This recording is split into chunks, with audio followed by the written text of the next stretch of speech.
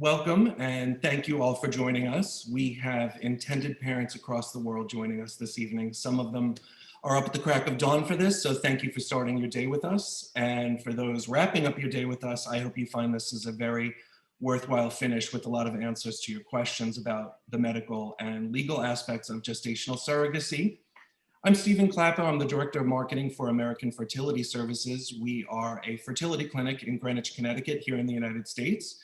We specialize in third-party reproduction for patients across the globe. And we also have a partner clinic in New York City. Our first panelist today is going to be American Fertility's Medical Director, Dr. Jeffrey Wang, and he is joined by two panelists from Worldwide Surrogacy, an agency here in Connecticut. We've worked a long time with Worldwide Surrogacy. They've helped intended parents like you across the world build their families through the help of Worldwide's gestational carriers and attorneys here in the US. We're going to hear from Vicky Ferrara, Worldwide's founder and legal director, and Molly Corcoran, surrogate screening coordinator. Molly doesn't just work at Worldwide, she's been a surrogate herself, and she's going to talk a bit about the experience and the process. And we'll hear from Dr. Wang first, and then our panelists from Worldwide, and at the end, we will be answering questions that we got from intended parents. And without further ado, take it away, Dr. Wang. Thank you. I want to welcome everyone for joining us tonight for the webinar. It's a real pleasure to be able to hold a joint event with Vicky and Molly.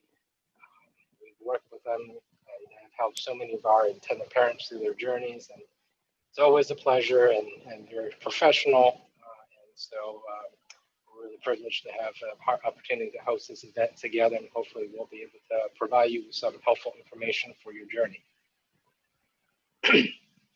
I know the attendees for tonight's event probably are at various different stages of their journeys. Some people may just be starting to gather some information, and some of you may actually be ready for embryo transfer. But for those of you who are at the earlier stage, I just want to give a little introduction to what this experience would involve. In a traditional IVF fertility treatment, usually the relationship is relatively straightforward. Usually it's a relationship between the intended parents who will supply the egg and sperm to create the embryos. The clinic will assist them, and the embryos are created or transferred back to the intended mother. With third party, though, as you can see, sometimes we may use the egg donor for patients who need it, or for gay parents who need egg donation. We sometimes may use donor sperm, and the embryos are created at the clinic are not transferred back to the intended mother, but instead may be transferred to a gestational carrier. So obviously, with this complex relationship, the role of the clinic and the agency are very important to help you maintain and facilitate communication, and to make sure that everyone's interests are well balanced in this relationship. A little bit about American Fertility Services. We are a fertility center, and we have an open arms approach to patient care. And even though third-party reproduction isn't something that we do exclusively, but it is a big part of our practice. 50% of our patients do choose to build their families through egg donation, surrogacy, and about half of those patients are international patients from Europe and Asia. And really take pride in building these relationships with our patients, with the agencies, and facilitating communication and treating everyone, whether it's the egg donor, the surrogate, or the intended parents, treat them with respect and professionalism. And this is how we've gained the trust by the agencies whom we have worked with. Stephen mentioned our location is based in Greenwich, Connecticut. We do have a sister clinic based in New York. Both locations are easily accessible for our patients, both locally as well as international patients. We do have an in-house egg donation program. So for those patients who require egg donation services, we're able to assist with this as well. Now, the first diagram that I showed you sometimes gives you a sense of how complex this experience might be, and the number of different parties are involved. So sometimes I think patients can feel very overwhelmed when they say, "Oh my gosh, I don't know where to start." You know, the clinic, the egg donor, this agency, the surrogate. So I usually tell them, you know, really try to break this down into different parts so that it doesn't seem as overwhelming. So one place or one path that proceed with this treatment is to first, for the intended father, to check the sperm, make sure the semen analysis shows good results and that there are no abnormalities or surprises. Then work with the clinic to find an egg donor if you were to need egg donation services. And once the IVF clinic has created the embryos, then start to work with agencies to find a suitable gestational carrier for the third part of the journey, and then complete the transfer with the embryos that were previously frozen.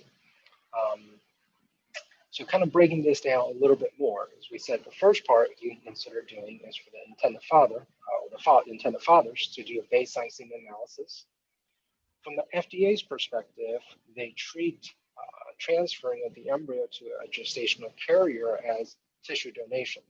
So from that perspective, we have to follow all of the FDA donor eligibility determination guidelines, which is a relatively complex process that we have to go through. But in addition to the semen analysis, we'll assist you with the FDA testing that are required. And we would also recommend doing a genetic testing on the same visit, just to see if you're a carrier for any genetic mutations. Stephen, next slide. If you were to need egg donor, similarly, we would go through a very intense and selective process to help you select the best egg donor for you. And age is one of the more important criteria, because as we age, all of the cells in our body will obviously age as well. And it can make it more challenging to find a chromosomally normal embryo. So we recommend working with egg donors between the ages of 21 to 31. Obviously, the donor should be healthy, have a healthy body mass index. They shouldn't use drugs or smoke. They need to go through a thorough psychological evaluation to make sure that they have appropriate motivation for donating their eggs.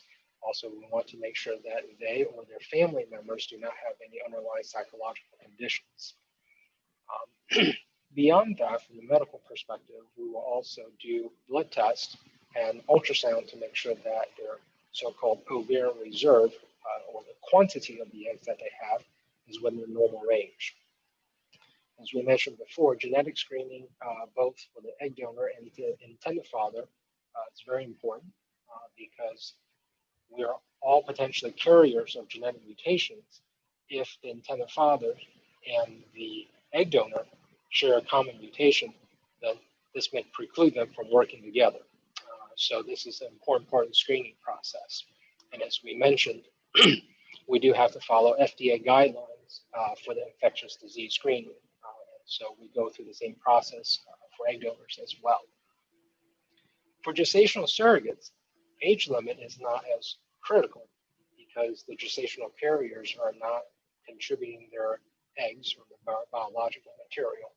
So therefore, really, we do not have to limit ourselves to an age group of 21 to 31. Essentially, we can consider surrogates up to the age of 43 as long as they're in generally good health and have had good pregnancy history in the past. Similar to egg donors, though, obviously they should have a healthy lifestyle. They shouldn't smoke. They shouldn't use recreational drugs. They need to have at least one full-term pregnancy that's uncomplicated. They should not have had a history of infertility themselves. And they need to obviously also go through infectious disease screening, as well as a special ultrasound to assess the uterus to make sure that they do not have any scar tissue, polyps, fibroids that may affect the implantation process. In terms of the actual screening process for a surrogate, typically the agency will do the initial evaluation for us. They will gather the prenatal and the delivery records from the previous pregnancies. The surrogate is a prior surrogate, an experienced surrogate. The agency will also help us obtain their prior records from the fertility centers. They need to be seen by their obstetrician to get what we call letter of medical clearance, meaning that their OB also agreed that it's safe for them to proceed with the next pregnancy. And they will also go through a psychological assessment to make sure that their home situation, their psychological conditions are safe and appropriate to be a gestational carrier. Once we have the first 4 parts done and we approve the application, then we would invite the gestational carrier to our clinic for an in-person interview. On that visit, we will explain to them more about the process, the risk, they'll sign the consent form, and we'll do a final medical screening, which includes the infectious disease testing for the surrogate, for the partner, as well as drug screen and the sonogram that we mentioned. At this point, if everything comes back normal, then the surrogate will have passed her medical screening, and the agency will help us execute the surrogacy contract agreement between the intended parents and the surrogate. And with the legal clearance, we then can finally proceed with the last step, which is the embryo transfer. Embryo transfer is truly a relatively simple process. The gestational carrier will take about 2 to 3 weeks of estrogen to help build up the endometrial tissue. And about 2 weeks later, we would do a sonogram to make sure that the endometrial lining thickness is adequate. And if so, we'll add in a second medication called progesterone, and that helps to prepare the endometrium to receive the embryo for implantation. And then about a day before the embryo transfer, usually the surrogate, if she's an out-of-state surrogate, will then travel to our clinic and prepare for the transfer. And after the transfer, we usually can do the pregnancy test in about 10 to 12 days and hopefully share good news with you. Thank you, Stephen.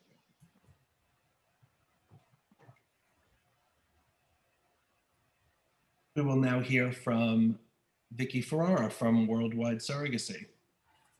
Thank you, Stephen, and thank you, Dr. Wong. It's great to be with you this evening, and thank you everyone for coming. It's good that you're getting information. Gestational surrogacy is a complicated process, but in the hands of the right professional team, it can be really well done and really fulfilling, and you can definitely have your baby in this way. And as Dr. Wong said, we at Worldwide Surrogacy often work with American Fertility, and we like to think of it as that we become one team. Your medical clinic and your surrogacy agency join up and become one team to help you and support you and your surrogate to bring the baby into the world. So Worldwide Surrogacy, well, first of all, I'm a lawyer. I've been practicing for over 30 years. I'm gay. I have a partner and 2 children, which is really how I got into surrogacy. And we service clients from all over the world, as does American Fertility. Many of our clients are from Europe, some are from Asia, and many are from all across the United States. And this is our team. We're a happy group. And we actually have had a good run throughout the pandemic. We haven't had to close down or lay off anybody. We're still operating at full capacity. Things have changed a little bit, the things that we're coping with COVID, but people are still going forward with their plans for surrogacy. We're still recruiting and screening surrogates. And even though some of us are working remotely, we're still helping a lot of people have their children. This is a little video showing our families, and I'm just going to keep on talking while you take a look at some of the happy people. So, you know, surrogacy, again, it's this group of people coming together. It's hard for you to understand who your surrogate might be at this time, but suffice to say that you'll have a really good relationship with your surrogate. When you find one that you like and we give you information on her, you'll have a warm relationship, and you'll be having information about the pregnancy and all the medical procedures that are going on. And you may or may not keep in contact with your surrogate after the baby is born. That remains to be seen. There's no need to, there's no requirement to do that. So if you have a question about what that might be like, it's really up for grabs. And it goes along with what is in the best interest of the parents and the baby. So the parents have the control over whether they would like to keep up a relationship with a surrogate. We can go to the next slide, Stephen. What does the surrogacy process look like with Worldwide. And we can even go to the next slide. So this is a document that shows a timeline. I'm not going to go through every single point, but what I am going to tell you is the 3 phases of the process that are most important to sort of focus on.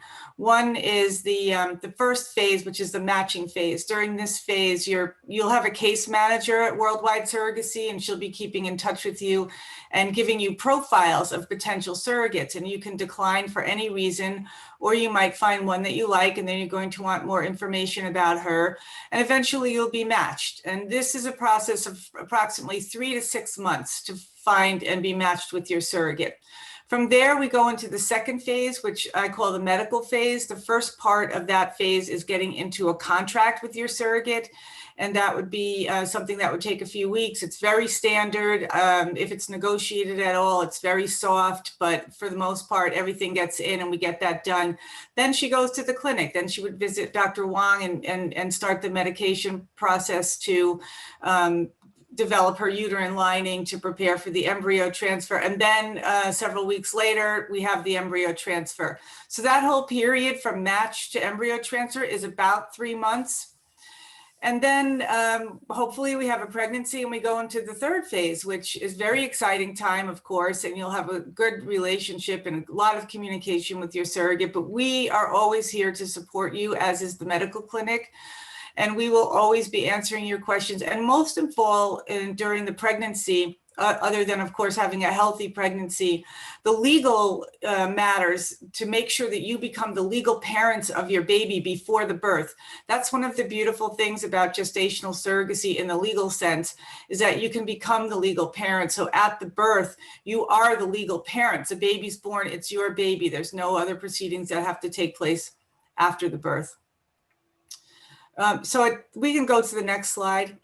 At this point, I'm going to backtrack a little bit before I get into costs, because before we have a surrogate for you, we have to recruit and screen women to become surrogates. And that's a big part of what we do at Worldwide. And Molly here, who's with us, is our surrogate recruiting coordinator. And she is a surrogate. She's given birth 2 times for couples. And so she is has very firsthand knowledge on what it's like to become a surrogate, and also what kinds of things surrogates need to be supported. And she coordinates screening. So Molly, why don't you tell everyone what exactly goes into the screening of the surrogates? Definitely, yeah. So our screening starts with a pre-qualifying questionnaire for the surrogates. So that's going to kind of, like the medical things that Dr. Wong spoke about. So that's going to eliminate people whose BMI might not be in the range, if they're a drug user, if they're a smoker, if their age isn't in the range that it should be, as well as if they're on any antidepressants or anti-anxiety medication. So those are things that kind of get screened out right before we even have them apply for an application. So then the next step of the process would be our application. And our application is also going to be what you would receive as the profile for the surrogate. So the application has their demographic information, but it also has things like their termination views, their pregnancy history, what type of communication they're looking for before and after their journey. And there's other questions like that, a little bit on their medical history, if they've had a PAP recently, when that was. And that's going to be something that's going to be able to give you a good picture of the surrogate once you get to that matching stage. Once they have filled out that application, I then reach out to the surrogate to have them fill out a medical release form. Dr. Wong also touched base on that a little bit. So then we would get any IVF records if they've had that done, their OB records, their delivery records. I review those. Not really from just for any major medical issues. And Dr. Wong's always there if I have something that's a little like, hey, Dr. Wong, this person has A, B, and C going on. So we have a lot of collaboration with our clinics, to kind of help us with that stage of the game. And once we have all their records and they look pretty good, we'll do our own psychological screening at Worldwide. The first part is done by our social worker, Jen, and she does the online and personality test with them. And then they also then have a video call with our psychologist, and our psychologist then reviews their testing results, and then he will give them clearance whether he feels they're psychologically sound to continue with the process. After the psychological screening is when we do a background check. We do both a criminal and a credit check. And then once we get closer to knowing who we're matching them with, they also have a home visit where we have an independent investigator go to their home to look for things like, do they see any drug paraphernalia? Do they smell, any foul odors or smoke, that something that they might be hiding? Do they have, if they have a weapon, is it locked and stored properly with a key, not near the case? So they're looking for things like that that could be very big issues, for your journey. So along all those steps, we have surrogates who clearly don't make the cut at each step of the way. So at each step that we have, more and more surrogates would get kind of eliminated until we have someone, that we're super comfortable presenting to an intended parent. And then that's when we would then exchange profiles. We would have pictures of the surrogate and her family, as well as the profile that she had originally submitted for you to take a look at. And then, if that was someone you are interested in, getting her approved at your clinic, that's when we would then send those records to Dr. Wong. And then once she's approved, you would have a call to meet her, or when it wasn't COVID, maybe have an in-person meet with her. And then, from there, you would decide if you wanted to match and then go on to the other steps of the process.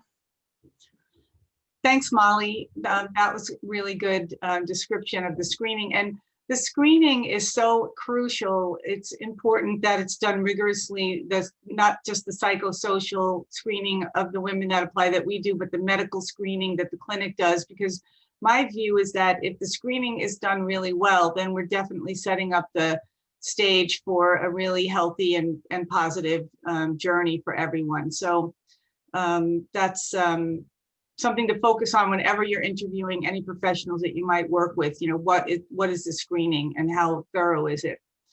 In the next slide, we can talk a little bit about expenses. This is a conversation that we really need to have more time for, but we can kind of globalize it and help with the initial items that you need to know about. It's the one drawback of gestational surrogacy is the cost.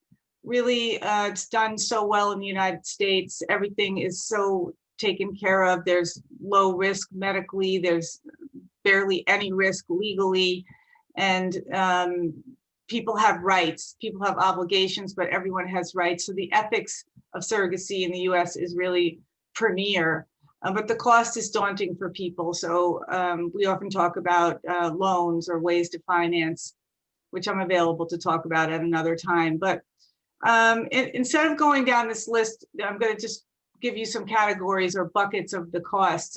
So in our surrogacy side of things, you have to be thinking of about $100,000 to $120,000, and that would include the surrogate compensation, which is the biggest part of that.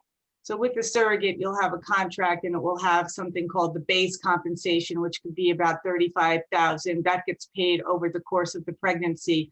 And then there are other things that get paid to the surrogate, things like lost wages or childcare expenses, travel expenses. So we think about between $50,000 and $60,000 is what the exposure is to paying a surrogate. And then the agency fee, our agency fee is $25,000. You only pay the first half of it up front, and then nothing more until you are matched with a surrogate. The third bucket is legal. All legal fees should be around $10,000 or less. And then the fourth bucket would be insurance. At times we have to get medical insurance for the surrogate.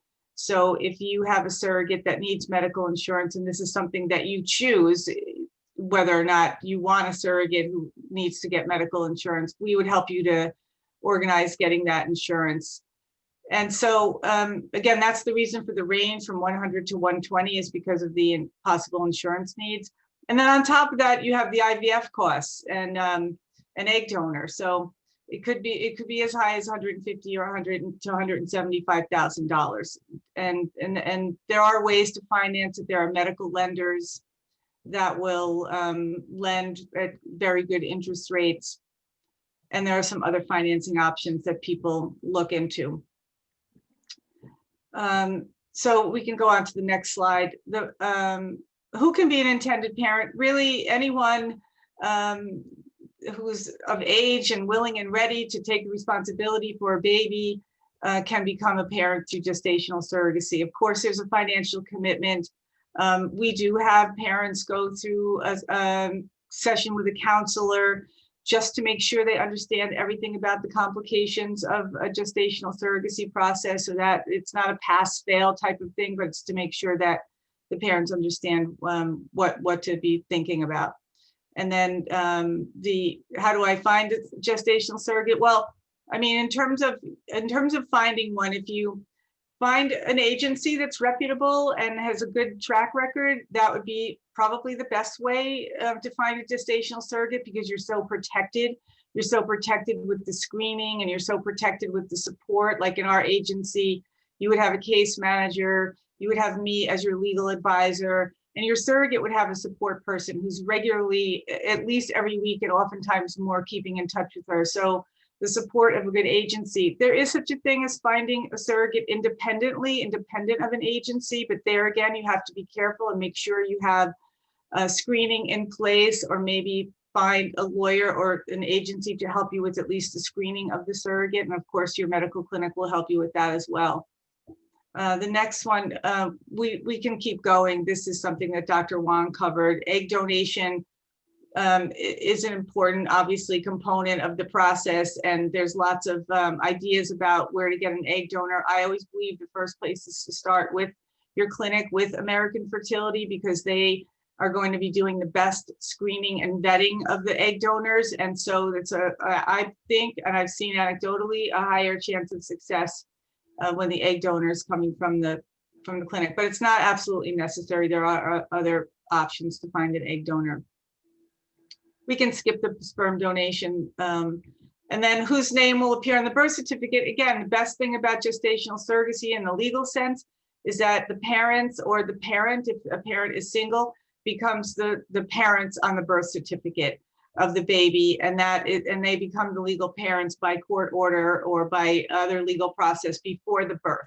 So it's not like an adoption, all those stories that you might hear about people wanting to adopt and the birth mother changes her mind. That doesn't happen in surrogacy.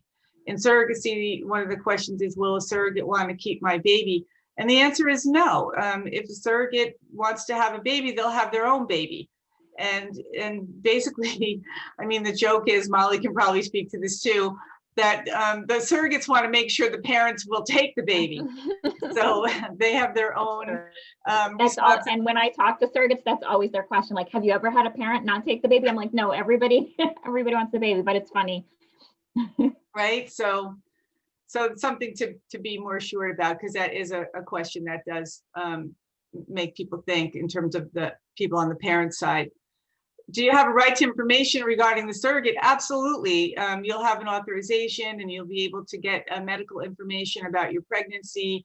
You'll be able to discuss with your doctor, Dr. Wong, if he's your doctor, about the medical aspects of the surrogate. So absolutely, without a question. Yep. And financing options, we talked a little bit about this. Again, we can have private talk and see if you wanted to talk to me more personally about how to finance it, we could do that. People borrow from family, they take loans against their 401k, and other ways to borrow. How long does the surrogacy process generally take? If all goes reasonably well and there's a pregnancy, the first transfer, the second transfer, about 1.5 years. So maybe safely say 1.5 years to 2 years to have your baby. Yes, we work with international parents, gay couples, straight couples, single women, single men, trans parents. So all of the above.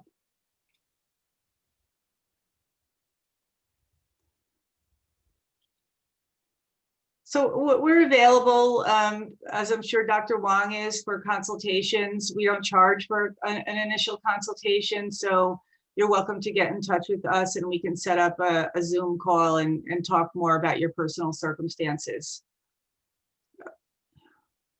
Yeah, there are organizations to look at to find more information. But it's important to talk to people in person, or see people in person, like you're seeing Dr. Wong, like you're seeing Molly, and like you're seeing me, because If you just read things on the internet or read information that some organization publishes, it's really, it might not be accurate. Things change, laws change, people make mistakes in what they write. So you really talk to people individually and have interviews and have consultations to get the information that you need.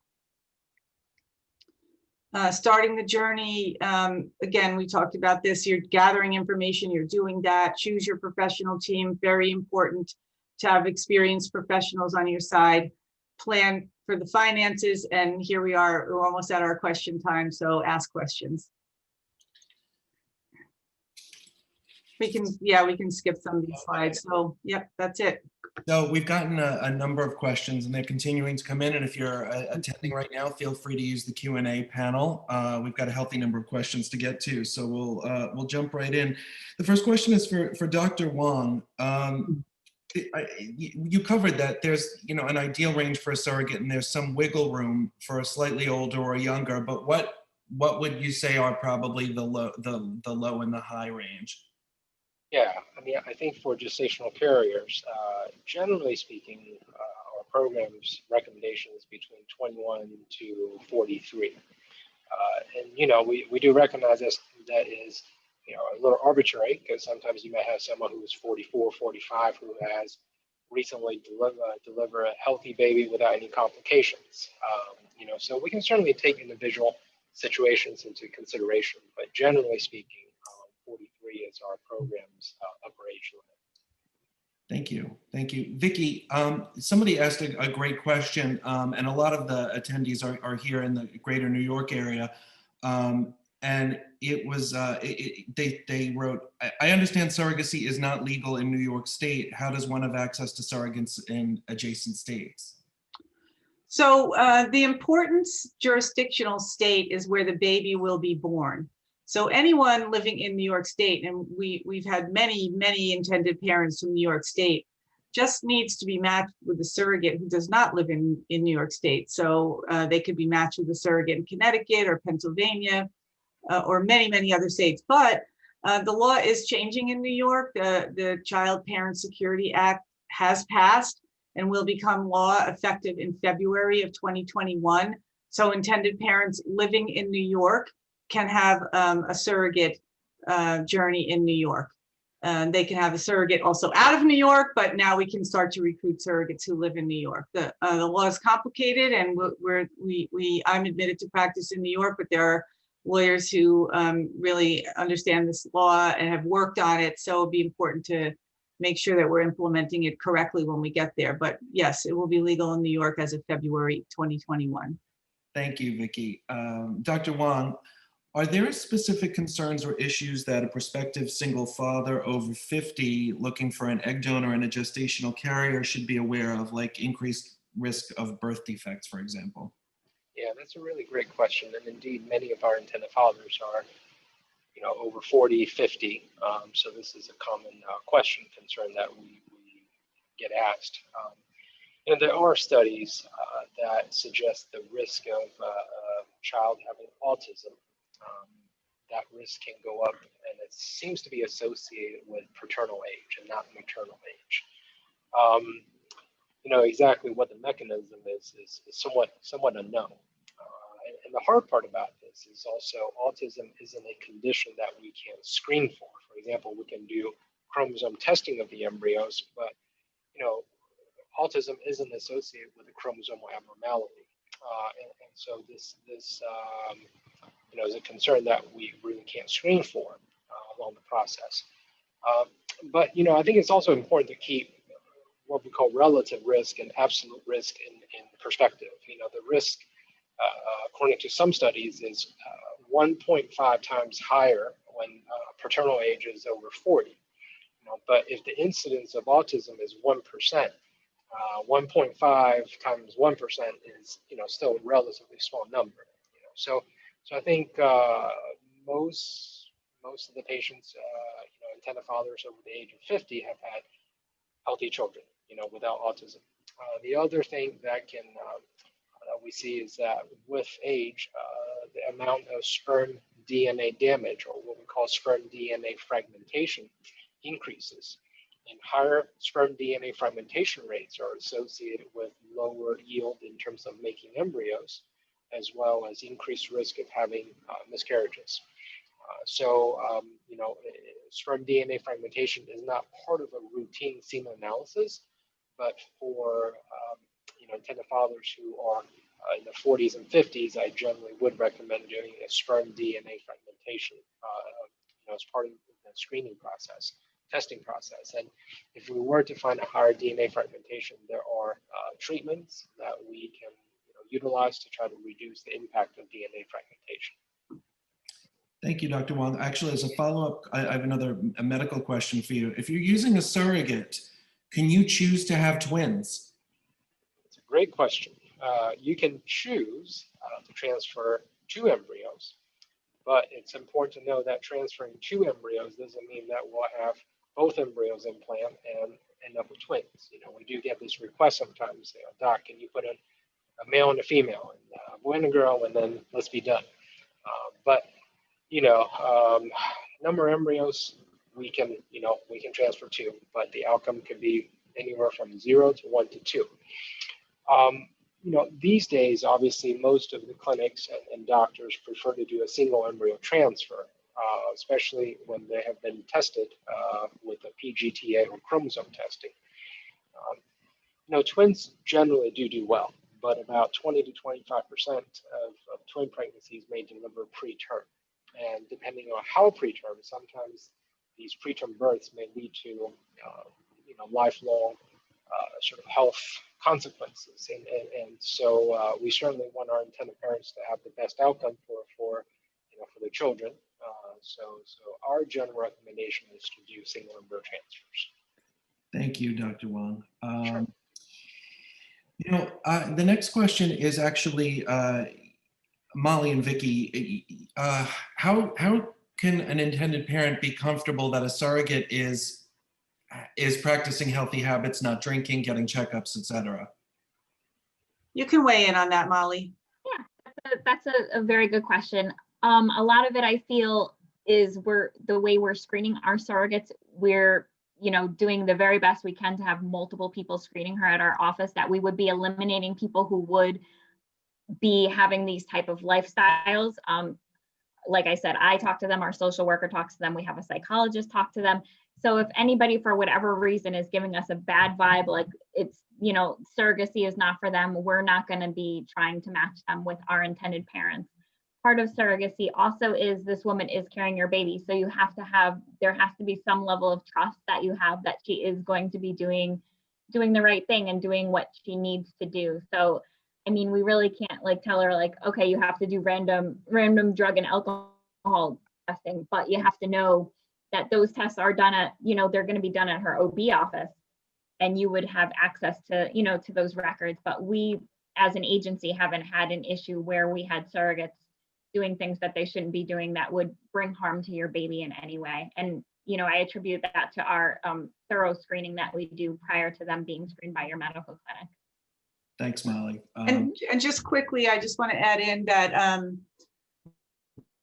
that it is hard to imagine who your surrogate will be, but across the board, and Molly is a testament to this, but they're all women like Molly. They come to this process really, yes, make a little extra money, but no, that's not the prime motivation. The prime motivation is they really want to help someone to have a baby and to create a family, and they really value pregnancy, and they value family, and they value the fact that they can have a healthy pregnancy. So the women who make it through the screening are looking to have the healthiest pregnancy they can. Thanks, Vicky. Vicky, the next question is also for you. What is the risk of an egg donor claiming parental rights following birth? There's no risk of that. There are laws that protect parents legally 100%. So that an egg donor cannot claim any kind of parental rights or visitation or anything like that. There are case laws in every state. There are actual statutes in many states. So it's a no risk. Okay. And the next question is also for you. Can surrogacy be covered by insurance? Well, most likely not. Some medical procedures, like the surrogate pregnancy, would be covered like any pregnancy, providing there's an insurance policy that covers a surrogate pregnancy. I think most likely the IVF costs well, they might be covered for some people, but not all. So the clinic is going to have to look at the policy and see if there's any possibility for insurance coverage. And what else? I think that's really about it. So I know I was going to say some corporations have benefits for people. So some corporations have actually legal benefits for people going through surrogacy or adoption, or stipends to help people with the cost. So that's something to be explored if you work for a large corporation.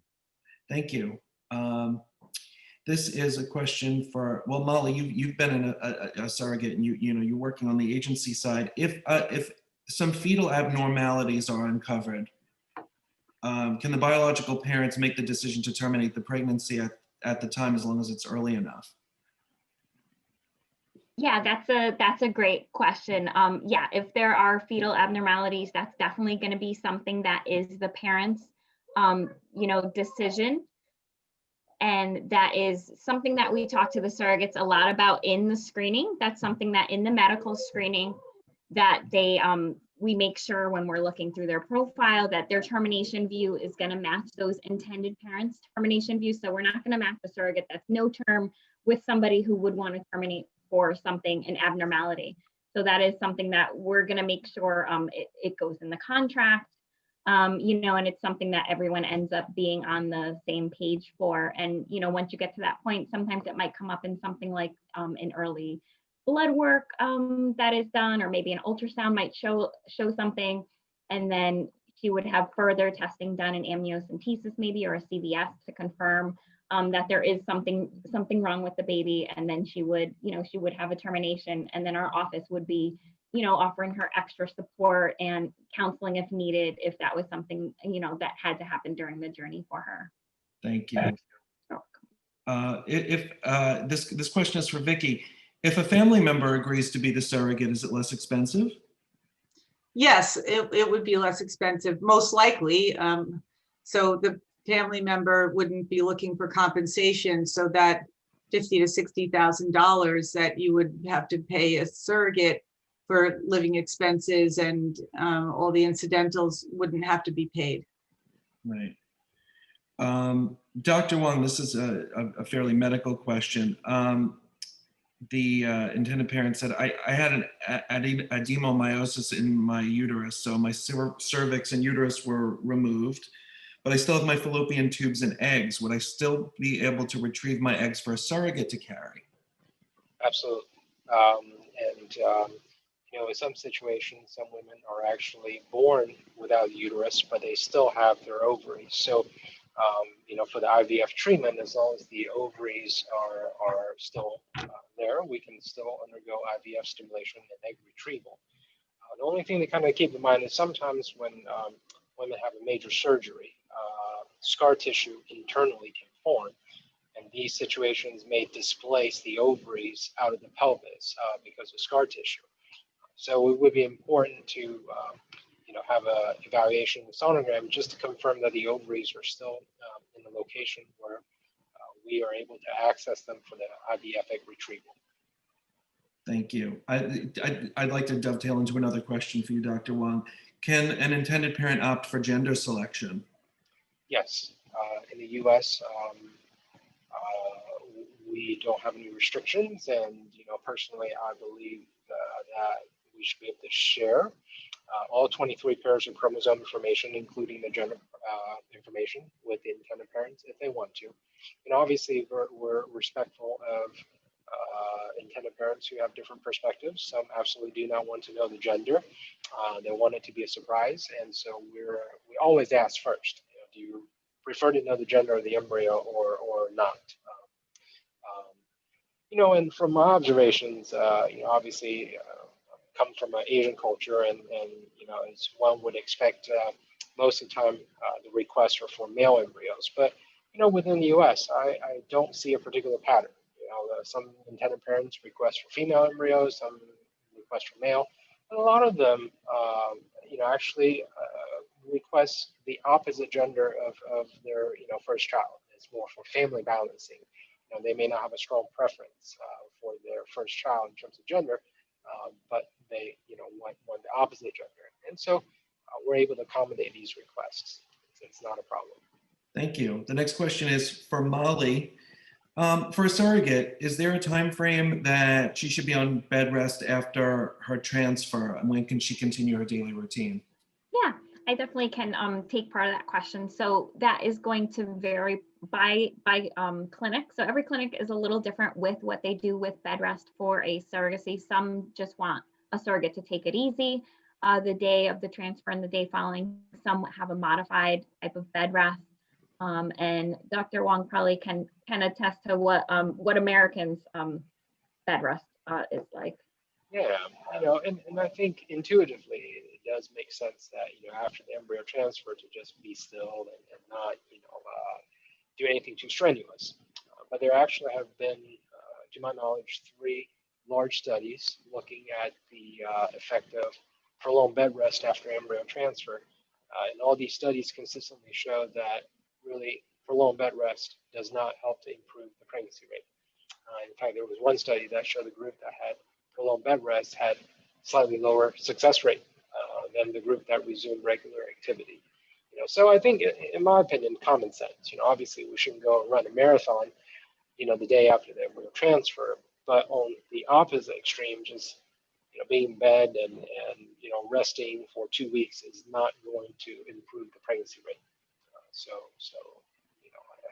we tend to just recommend regular daily activity. Thank you. Dr. Wong, how long can frozen eggs last? That's a great question. In theory, they can probably last indefinitely. The cells are frozen in liquid nitrogen, which is, I think, like minus 320 degrees Fahrenheit in liquid nitrogen. And at that temperature, there's virtually no cellular metabolism. But of course, embryo freezing, egg freezing, these technology, excuse me, probably have only been with us for about 40 years. So it's really hard to know, beyond that. But in theory, I don't think there is a quote unquote expiration date with frozen eggs or frozen embryos. Thank you. Thank you, Dr. Wong.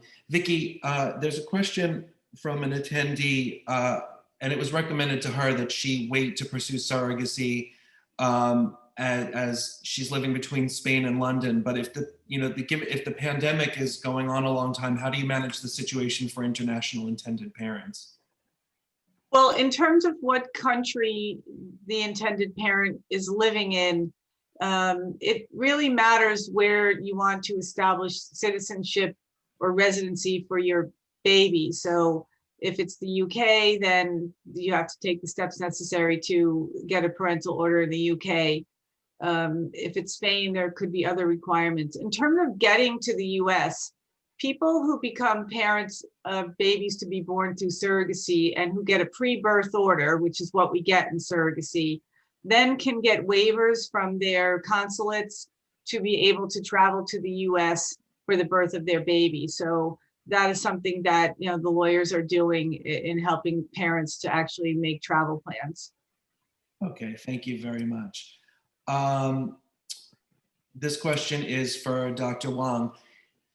I already froze my eggs due to chemotherapy. Do you recommend making embryos? I would be using donor sperm before finding a surrogate. In my opinion, I would recommend, first generating the embryos and seeing, how many embryos we're able to create before engaging in finding a surrogate. While we hope that the frozen eggs that you have will result in, chromosomally normal, healthy embryos, sometimes they don't, unfortunately. And I think that, sort of checking off the first step, making sure that we do have transferable embryos first, in my opinion, would be a good idea. Now, of course, if you have a backup plan, if you were to say, okay, in case these frozen eggs do not turn into healthy embryos, I have plan B and C, and I'm definitely, eventually, no matter what, are going to work with a gestational carrier, then of course I think it's okay to kind of do a parallel process at the same time as the embryo creation. Thank you. And the next question is also for you, Dr. Wong. Is it possible to use sperm from two men to fertilize an egg? We do have a lot of couples who decide to indeed, work with an egg donor and split her egg donors into two different groups, and each intended father would create embryos using their own sperm, and we call this sort of two sperm sources, and it's something that we do quite frequently. And we're comfortable with that. I think the key there, of course, is finding an egg donor whose ovarian reserve or egg quantity is on the higher side, so that we have enough eggs to kind of divide into two separate groups for each of the intended father. Thank you. And another question is, should we initially start our journey with an IVF clinic or the surrogacy agency? Vicki? I could jump in, I guess. There's two different models. One would be to join up with your fertility clinic first, find an egg donor if you need one, or if you don't, make your embryos, and then have the embryos frozen and waiting for the surrogate, and then engage your surrogacy agency to find a surrogate. The other option would be to do these things simultaneously. Since it takes 3 to 6 months to find a surrogate, you could engage your fertility clinic and your surrogacy agency at around the same time. And while you're waiting to be matched with your surrogate, you could do the project of making your embryos. So the only thing we would not do is the other way around. As Dr. Wong said, we don't want to find a surrogate and then make the embryos. Thank you, thank you. And as we're getting closer to the end of this, if you're an attendee who has a question and want to try to squeeze the last one in, you can type that in now. Dr. Wong, how many successful cases in general, do you see with women who are over 45 with their own eggs? For example, if their FSH is 28, is there still a chance to use their own egg? Yeah, and I think that, unfortunately, we don't see as many successful outcomes as we'd like to and as we hope to. I think to some degree, the impact of cellular aging, on all of our body, including the eggs, is something that the current technology of IVF can't necessarily overcome. And that's not to say that patients can't have successful outcomes at 45, either naturally or for that matter through IVF. But I think what I would advise is obviously perseverance. A lot of times it is age 44, 45 is simply repetition and trying to get as many eggs as we can in multiple cycles and eventually hope to beat the odds. I don't think any doctor can say that it's mission impossible, that it cannot be done. But I think that, we really would have to be mentally prepared for, just perseverance and multiple cycles until we can reach a good outcome. Thank you. This question is actually, I guess for Vicki or Dr. Wong. Do you know of any programs to make the process less expensive for people who have had cancer? I had to freeze my eggs because I had a hysterectomy due to cervical cancer.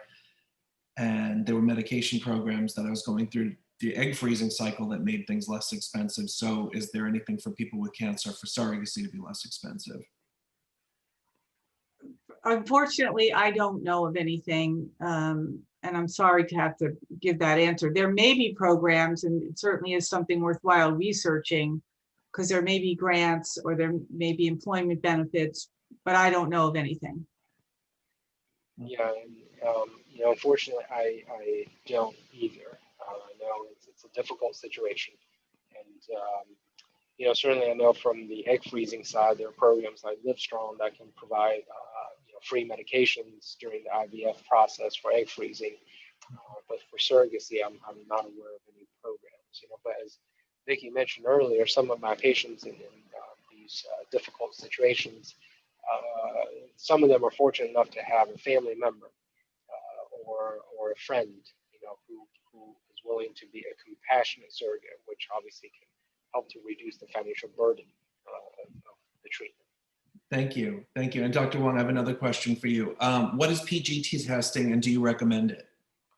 You know, PGT, pre-implantation genetic testing for aneuploidies is a mouthful. Basically, it's really simply screening for the chromosome number of the embryos. We do know many of the beautiful looking embryos may actually not have normal chromosomes, even from egg donors. You know, our internal statistics show that probably about 65 to 70% of embryos from egg donors have normal chromosomes, but that leaves about 1 out of 3 great-looking embryos, you know, with abnormal chromosomes. So some of these abnormal embryos may not implant, some may implant and result in miscarriages. You know, and so I think everyone's situation is different, and you know, in a separate conversation, we can, you know, sort of talk about the pros and cons. You know, obviously, there's some concerns about PGT. These days, people are questioning whether, you know, there are false positive results or not. And perhaps some of the embryos that test abnormal are truly chromosomally normal. And you know, if you were to just go by the PGTA testing, you may be potentially discarding healthy embryos. You know, so I do think that these are certainly concerns to take into consideration. But the only thing that I usually would tell my intended parents that, you know, in the setting of surrogacy, that I would favor PGTA despite its imperfections, is that, you know, every embryo transfer is a very emotional and expensive process. You know, so if there is a way to further screen the embryos and know that you're transferring a quote unquote healthier embryo, then that hopefully can, you know, save expense, time, and to, you know, help you speed up the process of reaching a good outcome. You know, so for gestational surrogacy, I think it probably would make sense to include PGTA. Thank you. And how, the last question of the evening, how does attempting twins affect the cost?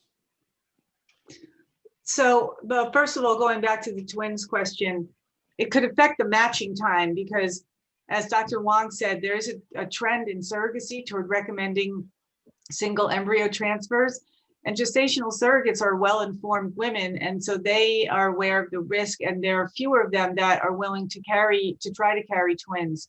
So if the matching time is 3 to 6 months in general, the matching time to find a surrogate who will carry twins could be 6 to 8 months or thereabouts. And in terms of the cost, the surrogate will get increased compensation for carrying a multiple. It's somewhere like $5,000 or $8,000 to carry a multiple. And also there will be other more expenses like for lost wages, because she'll probably be out of work longer period. There could be more unreimbursed medical expenses because it's a higher risk pregnancy.